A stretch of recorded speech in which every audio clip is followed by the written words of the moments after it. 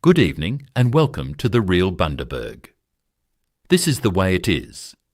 If you've been listening to politicians lately, you could be forgiven for thinking the economy is being explained through the supermarket trolley. Queensland's latest state budget has been dubbed by the Courier Mail as a no-frills meat pie budget, a description embraced by the Crisafulli government. In Parliament, LNP MP Terry James said, "The Courier Mail described this budget as a no-frills, meat pie budget, but when you bite into it, there is plenty of substance."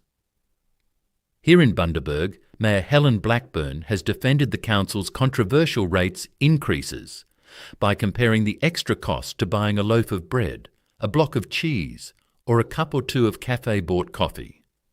And now South Australian Premier Peter Malinauskas is bringing out the meat trays. His so-called meet and greet strategy is taking politics to the pub, with Mali meat tray raffles designed to reconnect with outer suburban voters increasingly attracted to One Nation. It seems that when politicians are under pressure, the answer is increasingly simple. Bring food to the political spin. Of course, it's hardly the first time politicians have reached for food to explain financial decisions. For decades, we've heard about bread and butter issues when talking about the cost of living. Governments promise to grow the economic pie before deciding how to divide it. Oppositions argue ordinary Australians deserve a bigger slice of the pie. Politicians talk about the meat and potatoes of policy, the practical essentials.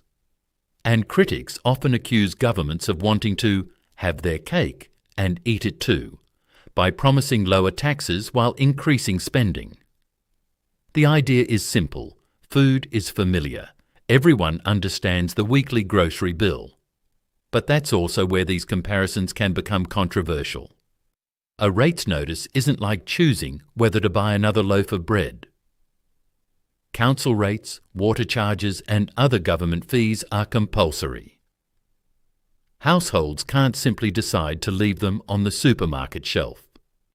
And at a time when groceries themselves have become markedly more expensive, comparing substantial annual increases to everyday food items may strike some ratepayers as reassuring, but others as dismissive. Whether it's a meat pie budget, a loaf of bread, a block of cheese, a Mali meat tray, or a slice of the economic pie, politicians know that the language they choose shapes how people judge the financial decisions made by government that affect their lives. The question is whether Australians and our Bundaberg ratepayers are still buying what the politicians are selling.